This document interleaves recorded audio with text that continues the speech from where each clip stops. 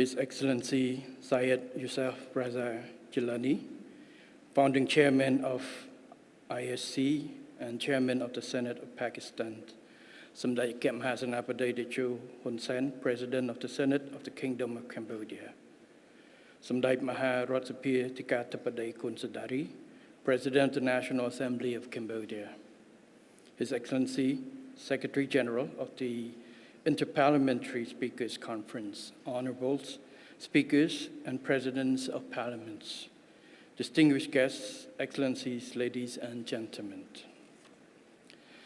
It is an honor and privilege for me to address this gathering at the opening sessions of the second Interparliamentary Speakers Conference in Cambodia, here in Phnom Penh. On behalf of the Royal Government and the people of Cambodia, I extend our warmest welcome to honorable speakers, heads of delegation, distinguished guests, parliamentarians, and representatives of international institutions. Your presence in Phnom Penh today bears testimony to our collective commitment to meaningful dialogue, institutional cooperations, sustained peace and shared prosperity at a time of profound international uncertainty. I wish to express my deepest appreciation to the Senate of the Kingdom of Cambodia under the leadership of Samdech Akep Mahasana Padei Techo Hun Sen for organizing this important conference and bringing together legislative leaders from diverse political systems and continents. As Samdech Techo Hun Sen will elaborate on the complex global geopolitical landscape and international situations, and the role of parliamentary diplomacies can play in preserving dialogue and confidence. Allow me to approach our common theme from another complementary perspective, that of the Royal Government of Cambodia's action and practical construction of peace within nations. Peace is the precondition for development and progress. It must be defended internationally, protected by law, and sustained by resilient institutions. Above all, it must be translated into shared prosperity and tangible improvements in the lives of our peoples. For Cambodia, this conviction is born from our own history, from war to peace, from peace to development, and more recently, from a painful reminder that peace, however long it may endure, can never be taken for granted. Samdech Excellencies, members of the legislative body, and distinguished guests. Cambodia's tragic history and remarkable nation rebirth offer a fundamental and universal truth. Peace is a nation's most precious capitals. It is the indispensable foundation upon which human dignity, social justice, institutional stability, and sustainable progress must be built. For Cambodia, the hard-won peace was achieved through Samdech Techo Hun Sen's historic win-win policy in 1998, putting an end to decades of tragic conflict and national divisions. The peace dividend created the conditions for reconstruction, poverty reduction, infrastructure development, and deeper integration into regional and global markets. Peace enabled our society to invest in healthcare, empower our youth through education, and transform our nation into an active, responsible contributor to international affairs.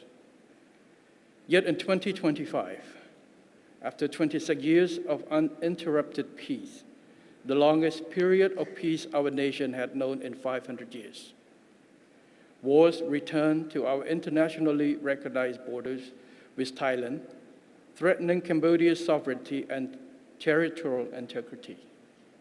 Lives and livelihood were lost, families displaced, and local development adversely affected.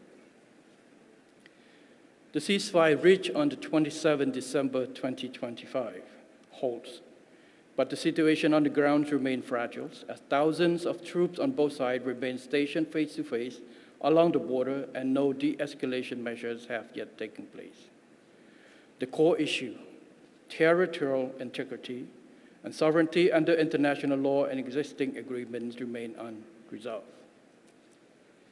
Despite the fact that both sides have agreed under Kuala Lumpur Accord, the KL Accord of 26 December 2025, and the joint statement of 27 December 2025, to allow survey and demarcation works by the Joint Boundary Commissions, JBC, based on existing agreements to begin at earliest possible in order to clear demarcation works between the two countries, to be done to prevent further dispute and allow displaced people to return to their home with safety and dignity.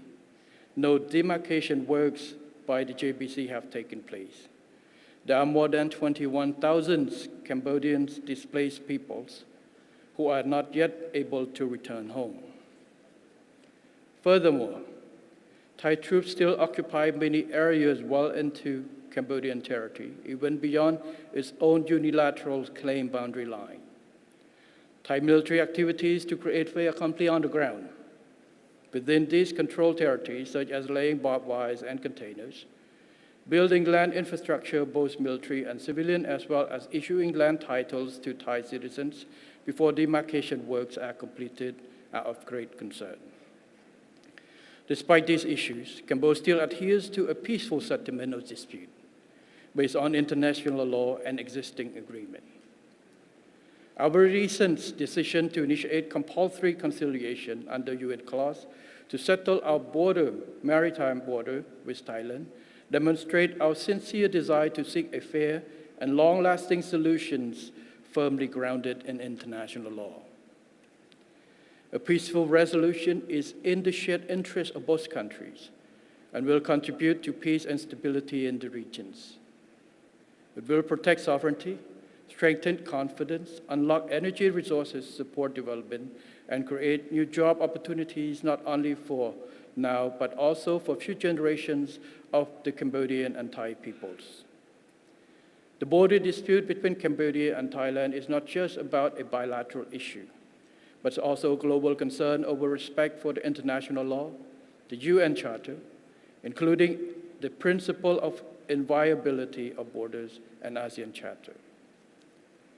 On this note, Cambodia sincerely appreciates the support of the international community, including ASEAN member countries, for the ceasefire and a peaceful settlement of the dispute between Cambodia and Thailand in accordance with international law and the principle of UN and ASEAN charters.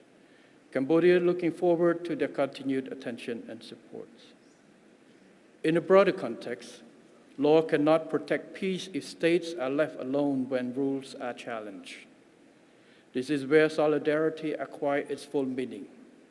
Solidarity means defending the same principle for all nations, supporting the implementation of agreements, protecting civilians, preserving dialogue when relations become strained. It must move beyond declaration and become practical cooperations. Samdai Excellencies, member of the legislative branch, body, and distinguished guests. Our recent experience has taught us another lesson. Protecting peace at the borders is not enough. A country must also be strong to withstand economic, social, and institutional shocks that conflict and global instability can bring. For Cambodia, this is the meaning of resilience, the capacity of a nation to absorb a shock without losing what decades of peace have enabled it to build. Despite severe external pressures, Cambodia has preserved macroeconomic stability while accelerating economic diversification, strengthening domestic productions, and investing in logistics, energy security, and connectivity. Our objective is clear. Growth must strengthen national resilience, and opportunity must reach both urban centers and rural communities. Resilience also depends on effective institutions and the confidence of citizens. Cambodia is therefore modernizing public administration and using digital transformation to make public services more efficient, transparent, and accessible. Yet the ultimate strength of a country resides in its people. Therefore, the rural government is investing in education, technical and vocational training, healthcare, and digital skills so that our youth can adopt, create, compete, and face the future with confidence. A resilient society must also protect those most vulnerable, especially easily exposed to shock. In response, Cambodia has expanded social protection coverage from 3.3 million citizens in 2017 to approximately 8.5 billion in 2026. This protection preserves dignity and helps prevent economic shock from becoming a social crisis. The same principle applies to climate resilience. Developing countries needed fair access to climate finance, technology, and institutional capacities to protect their populations while pursuing a just green transition. Here again, solidarity must become practical. Resilience, however, is not an end in itself. Its purpose is to protect people, preserve opportunities, and ensure that the benefits of peace and development reach society as a whole.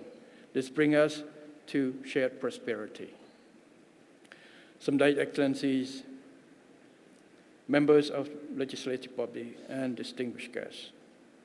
Under the seventh mandate of the National Assembly and the Royal Government has launched the Pentagonal Strategy Phase 1 as a roadmap for Cambodia transitions toward its Vision 2050.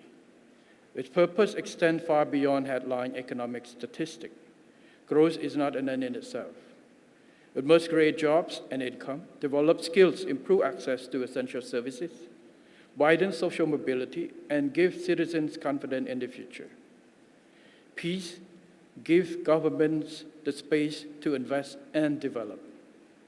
But for peace to become deeply rooted, its benefit must be visible in the people's daily lives, in roads that connected community, schools that open opportunity, health services that protect families, social protection that safeguards dignity, and employment that allows people to build a future.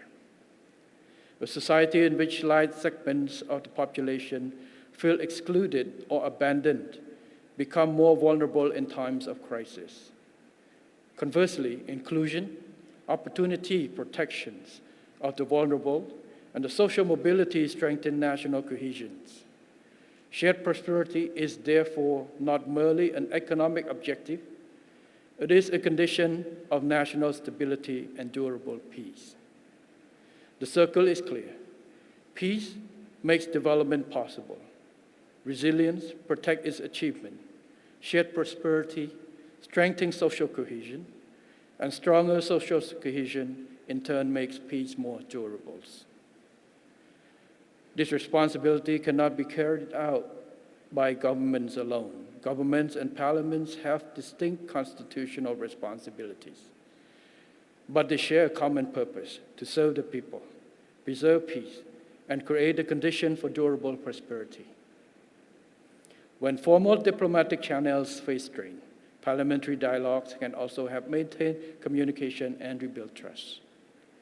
Cambodia, once a beneficiary of international efforts to restore peace, has become a contributor to international public goods.